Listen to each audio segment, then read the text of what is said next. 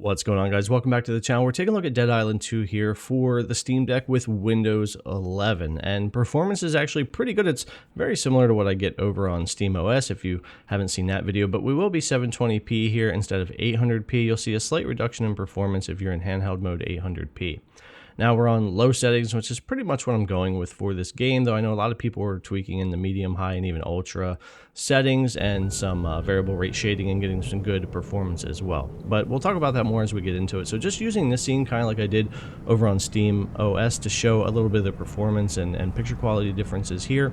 We'll start off at our low FSR off here, and we'll get positioned and we'll show some comparisons. So let's go ahead and slide over to medium with FSR off. Of course, we're going to lose some frames there and increase image quality, and later in the game you'll lose a lot more. This area just kind of shows us the differences. We switch over to high here down to 43, 44, and then we'll switch over to ultra, which of course is going to bring us down, and later in the game it brings you down well into the 20s as well. Let's switch over to ultra with FSR quality. We get a huge degradation in picture quality here. We lose all those particle effects and we don't gain a lot on the FPS. Same thing if we go over to high with FSR on. We only gain about 3 FPS there when we're using FSR, and again we lose a lot of picture quality. Medium FSR, same story, and then we get 52, so a little higher on that. And then over to low with FSR quality, you'll see 54, 52, it might bounce around here, staying on 54 there. And then off for FSR, and our frame rate will go up 56, 57, because FSR takes too much pressure off the GPU side of things, and we are once again CPU bound in this game. So FSR I really don't recommend no matter what settings you're really using. If you want to increase your performance, you can use the variable rate shading. You can do the same thing over on SteamOS if you want to in game. That's the Fidelity FX variable shading, and that will help increase your performance some as well and smooth things out, though again you will lose some image quality in a higher end game like this with some better graphics. So it's just something that you want to take into consideration depending on the frame rate and experience you're looking to get. But overall, things are running great on Windows. I'm just happy to see the game running. I said the same thing over on SteamOS. I'm glad it's running great on launch day. Doesn't seem to have a lot of performance issues, and it's running surprisingly decent here on the Steam Deck. I'm probably going to mostly play it through my Steam Deck and GFN. One major problem I have with the game right now is no cloud saves. I really hope they fix this soon. They usually do wind up adding them,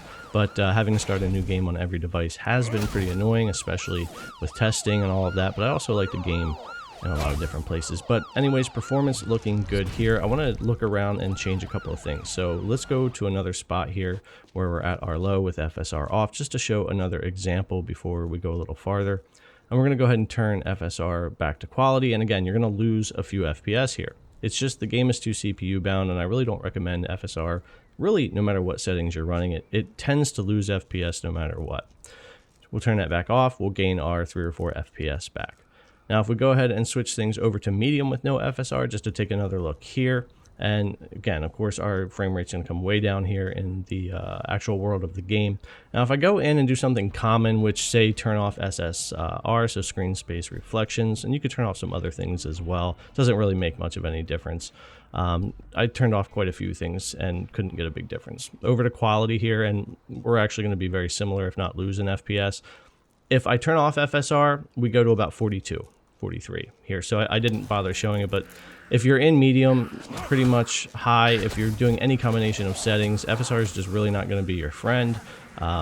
Again, variable shading, if you want to get into that, will help you out a little bit. I'm going with the best image quality that I can get out of the game for myself, and on the Steam Deck for me that's just going to basically be low settings with none of that stuff turned on. No FSR, no variable shading, none of that. And for me, that's a good enough experience. I can cap this to 30, I can cap it to 40, 45, 60, and let it variable refresh rate. I can do what I want there and get what I want out of the game with decent battery life and not have to worry. But if you do want to tweak the game between low, medium, high, with a few settings here and there, you can do that. You can introduce the variable shading and that kind of thing.